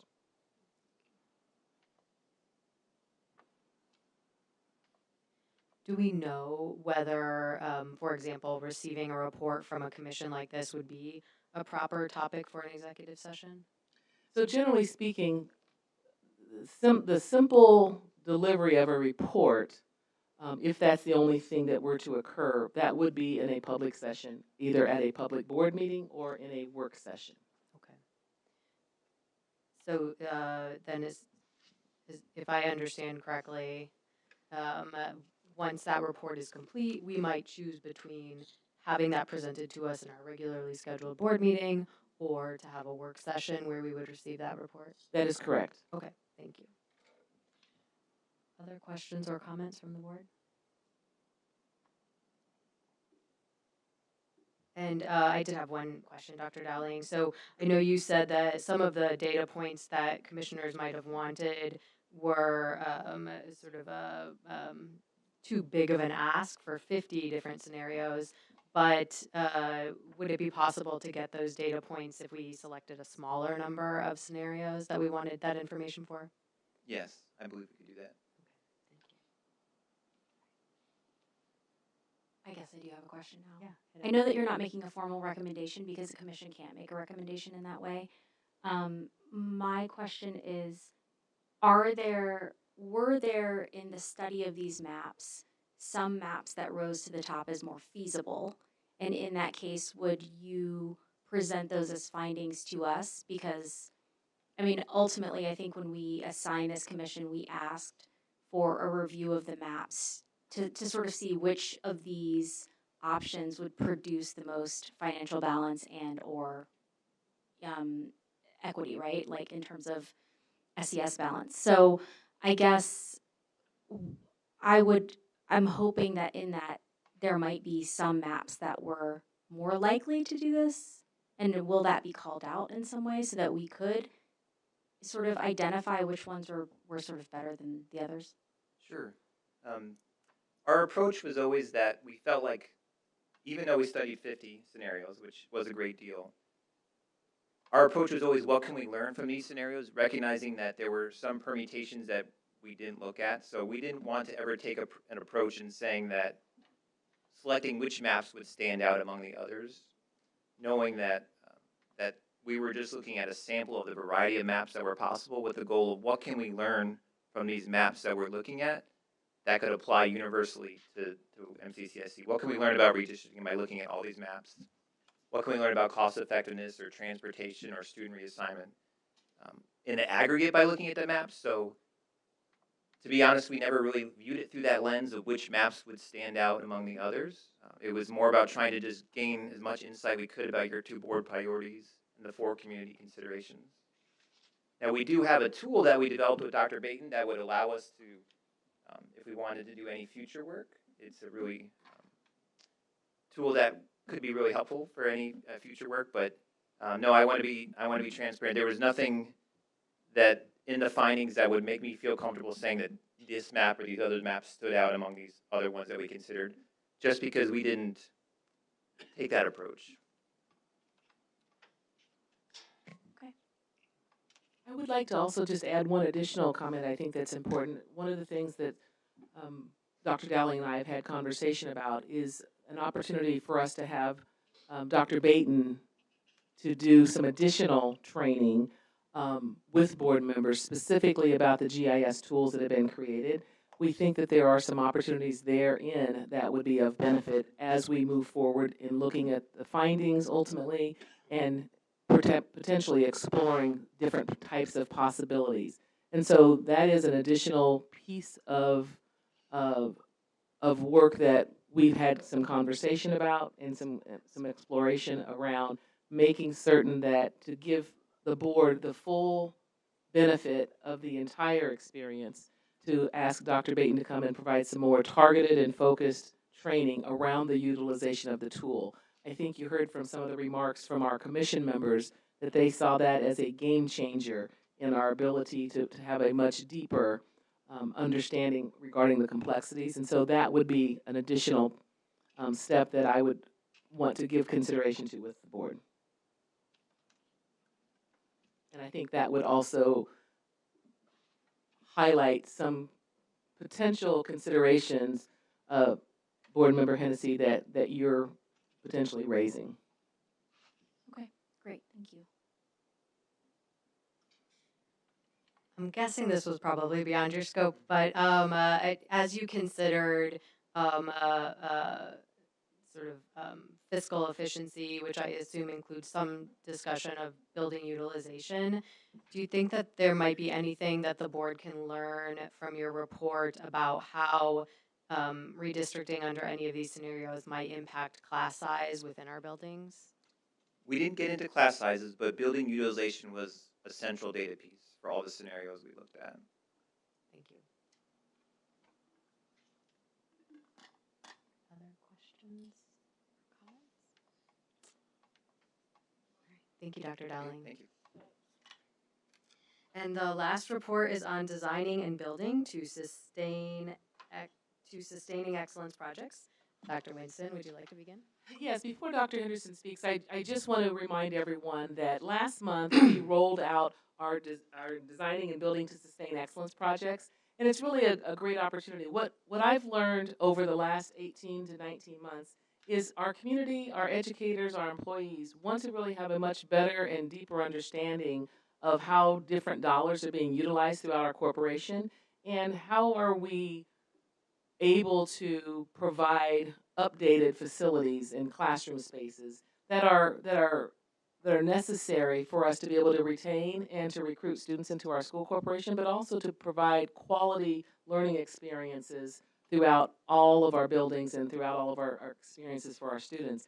And so it's very exciting for us to be able to share with you just a few highlights. While we just rolled this out last month, and we have our new website that kind of is designed to keep all of this in the public's eye, my commitment to the board and to the community is that we will provide quarterly updates in a public session so that everybody can begin to see and feel and experience how those dollars are being utilized and the progress that we're making.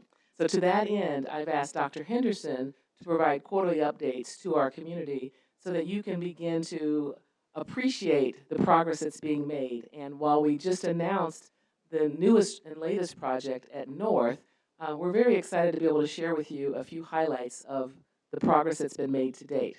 So Dr. Henderson? Thank you.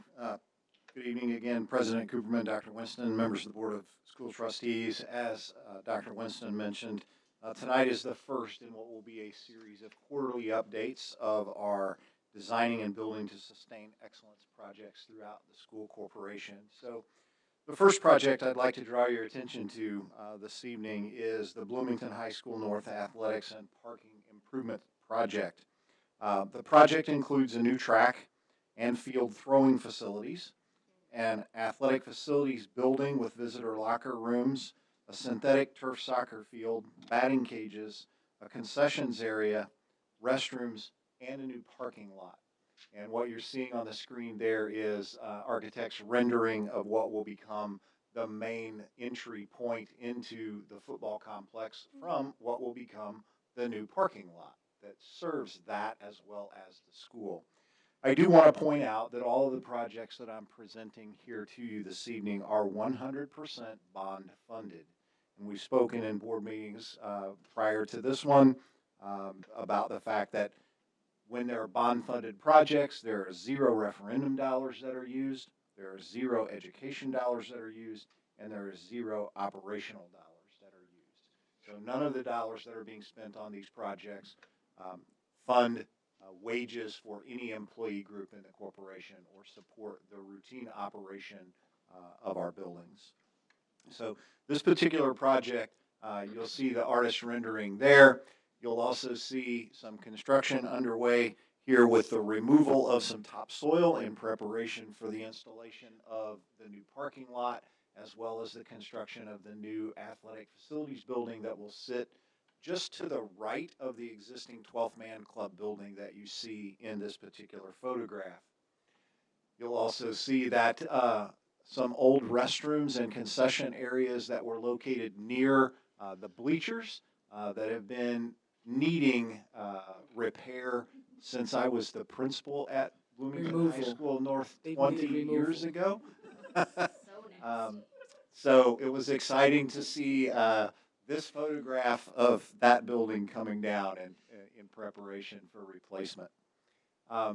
In addition, this is the current status as of yesterday of the new throws area, which will be the first part of this project that actually is completed. We anticipate this will be complete and ready for use during the month of April for this particular section.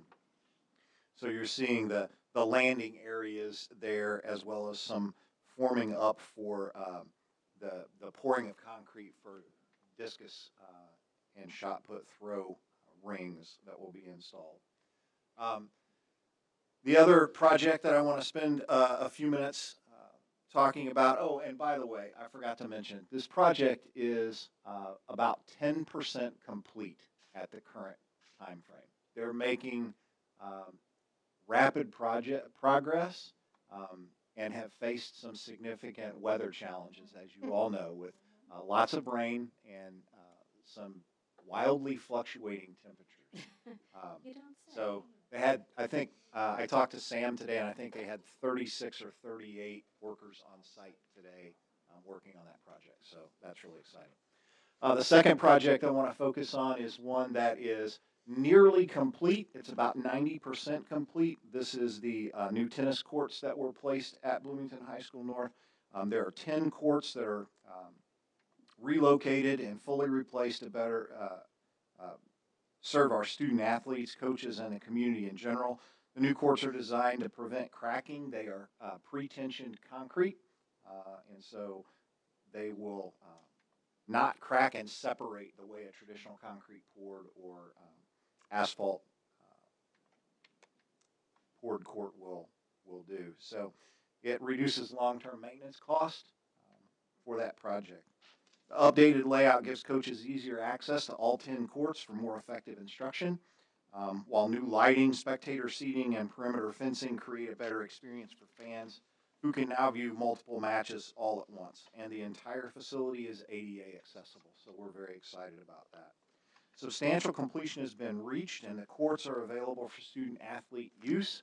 There are a couple of minor things that remain to be completed, some handrail and fencing issues that are still yet to be completed. So you can see the new center bleacher area in between the 10 courts, also allowing easy access for coaches through that center area to get to all 10 courts with access for the athletes. You'll see a new stairwell there and some landscaping that's been put in. Off to the left of that stairwell, there's a nice new ADA ramp to be able to get down to the spectator area as well. And finally, this evening, the last project I'd like to update you on is the Bloomington High School South Soccer Field. You will remember attending a ribbon cutting ceremony back earlier in the school year. This again has reached substantial completion. We are awaiting one final inspection for some minor landscaping issues. That's why it's listed at 98% complete instead of 100%, but we have been utilizing that facility. That included a new synthetic turf field, scoreboard, press box, sound system, fencing, and staircase access to allow multiple programs to use that same facility year-round without weather delays or deteriorating field conditions. And the site will see approximately 4 times as much use annually as a grass field would see. It's a smart long-term investment because that synthetic turf drains quickly, stands up to that constant use, reduces long-term expenses associated with mowing and fertilization and weed control, stretching every dollar further for our students in our community.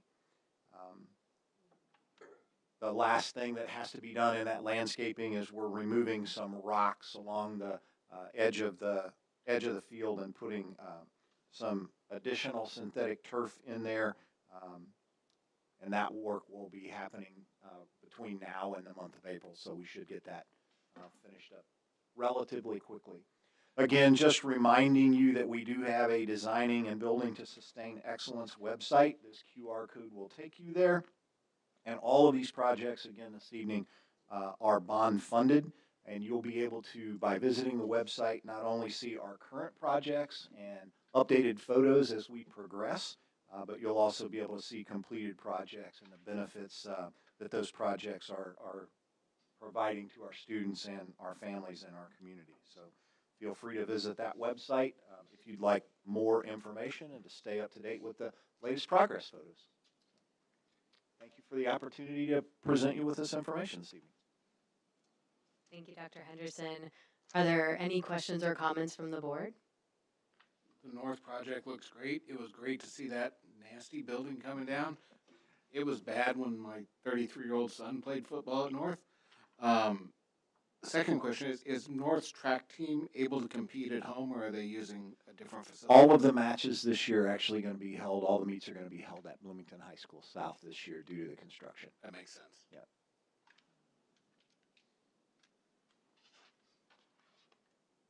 Thank you, Dr. Henderson. Absolutely. Next on our agenda is legislative updates. Tonight, we will provide our community with a short yet important update on the current Indiana legislative session. Board Member Hennessy, would you like to begin? Yes, thank you. The Indiana General Assembly is concluded, and the governor has signed several bills that we mentioned in our legislative reports, so they are now law. Senate Bill 78, which is bell-to-bell cell phone ban. This bill has been signed and takes effect July 1, 2026. This is a bell-to-bell school cell phone ban for public and charter schools. School corporations must adopt a policy on the implementation of, for some reason I almost couldn't say the word, prohibition on student use of cell phones and other wireless communication devices throughout the school day. It also requires the Department of Education to publish model policy language and implementation guidelines. So this is another one that will be required by us to sort of pass in some capacity. House Bill 1242, Education Reports. This bill was signed into law by the governor. It requires the Department of Education to prepare a report compiling certain statewide data on school corporations and charter schools and submit the report to the Legislative Council and the Interim Study Committee on Education. It also requires the Department of Local Government Finance, in consultation with the Department of Education, to conduct a study of the disparities in per-student operational funding amounts in school corporations and submit the findings to the Legislative Council and the State Budget Committee. House Bill 1360, which is access to public records. This bill was signed into law by the governor. It allows a public agency to create an electronic portal for receiving public records requests and allows the use of a CPATCGCHA. CAPTCHA. I think this is spelled wrong. Maybe. I don't know. It allows the use of this or an equivalent mechanism for ensuring that the requester is a human. So you know those annoying things you have to click or, yeah, I am not a robot things. That's what they're talking about. This permits an agency to deny any public records request, whether received electronically or otherwise, that the agency suspects to be data scraping or phishing, like PHI, obviously, but just for clarification. And then House Bill 1408, Education Matters. This bill was signed into law by the governor. Part of this bill establishes requirements and restrictions regarding adolescent use of social media. It makes a violation of the requirements and restrictions a deceptive act. This was originally on SB 199, and I think this clause was amended and included in 1408. That concludes the legislative updates for now. Thank you, April. The second one that you mentioned that requires a report on disparities in funding between school corporations. Yes. Can you shed any light on the motivation behind that?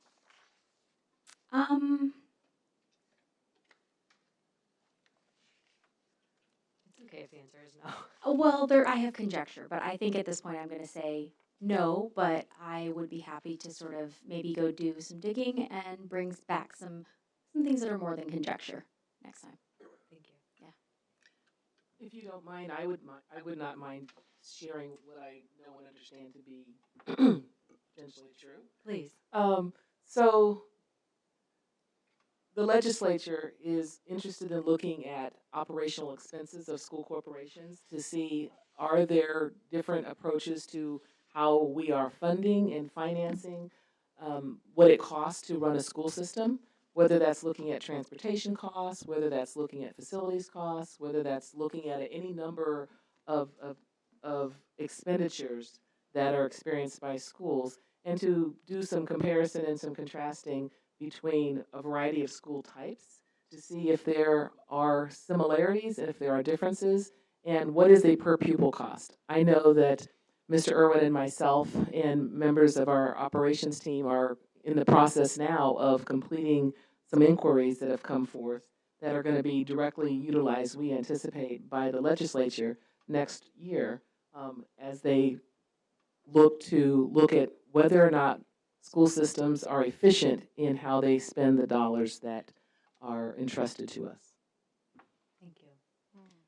I will just note one last thing. It's not on here, but SB 76 does have some implications for the way that schools will be required to cooperate.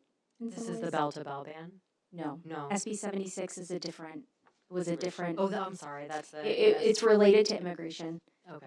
But it does potentially have impact on K through 12 and higher ed, and just in the sort of legalities and sort of rules that govern who must sort of respond and in what way to requests for information and data and other sorts of things. So it's not officially listed as one of the ISBA tracking bills, but it is one that has been tracked that has potential implications for K through 12 as well. As I understand it, with the bell-to-bell ban, there are some, there's a variety of options in how we might respond to that, and that in other states where they've had this kind of legislation for a while, there have been some different approaches. And I know that April mentioned that there will be some model legislation or some model policies from the Department of Education. Is that something that the administration will help us either that you might make recommendations about or help us understand how those different options would affect our schools? Most definitely. So we have been closely monitoring this, as you can well imagine. And so I've asked Mrs. Harmon to kind of lead and facilitate some conversations that we'll have with some of our educators, some of our teachers, some of our administrators, and quite frankly, some of our students, so that we will begin to look at the two options that they're putting out for us right now, whether we would have option one, which might mean that we would not allow cell phones with students in our buildings at all, or that there would be a storage approach. And so ultimately, this board will be making a recommendation on what that policy would look like. We, however, are going to wait for the Department of Education to provide some model policy guidance to us so that we at least have an awareness of what they are seeing that would fulfill this legal requirement. It is our hope and expectation that we would be in compliance as of July 1st when this goes into effect. Thank you. So our anticipation would be to bring something forward in the spring. Great, thank you so much. Other questions or comments from the board?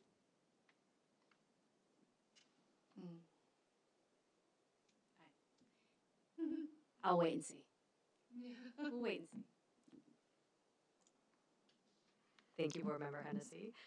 For those final updates from this legislative session, do any other board members have any updates that they would like to provide?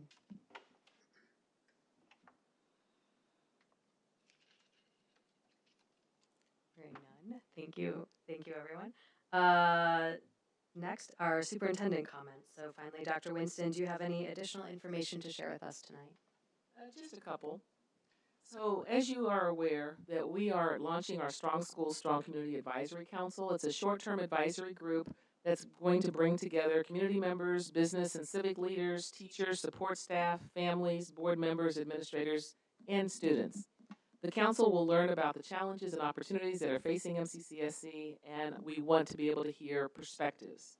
The purpose of the advisory council is to provide community input that will help inform the corporation's long-term planning to sustain academic excellence while also strengthening our schools for the benefit of the entire community for today and for many years to come.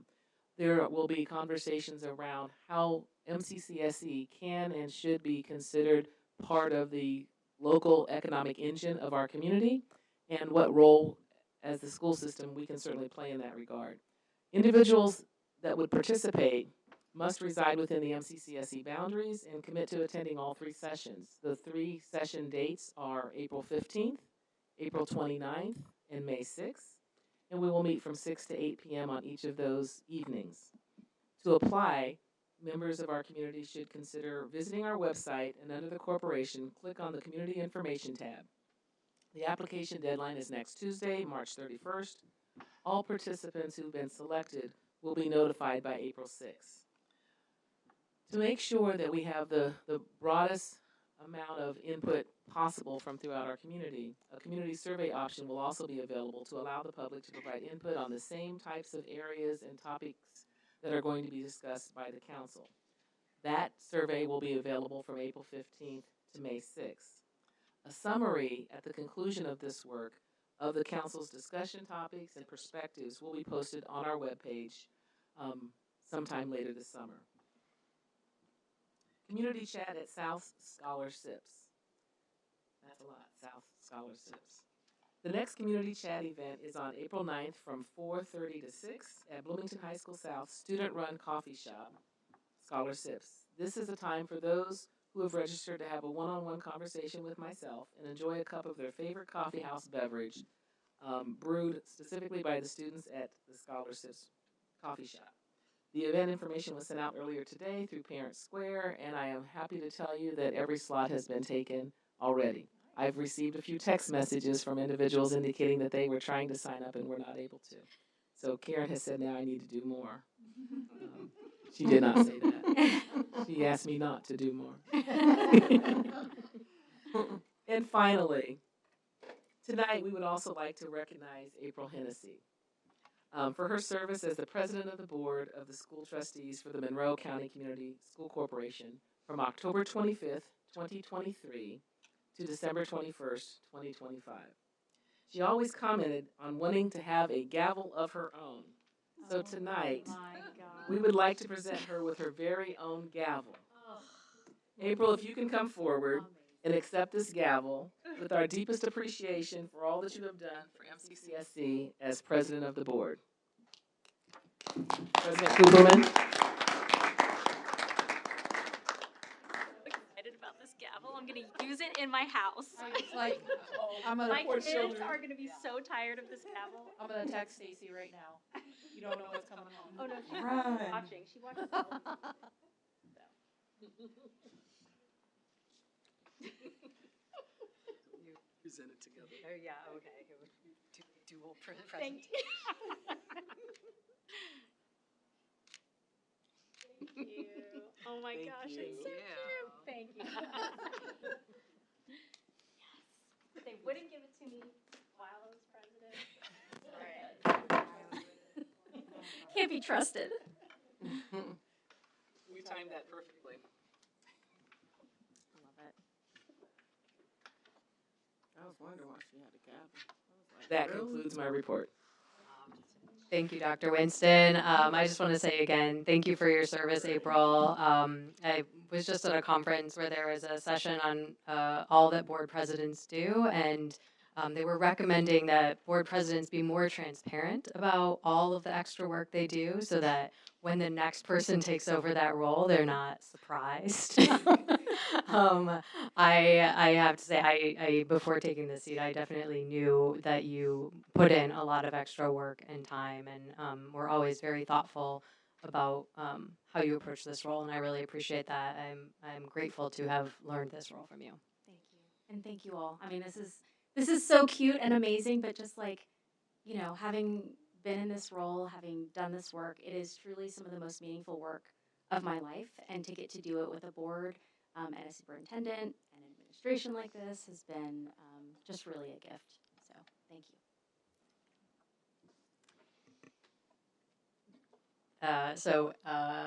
this feels so anticlimactic after that, but the next regularly scheduled board meeting will be held on Tuesday, April 28th, 2026. We are adjourned.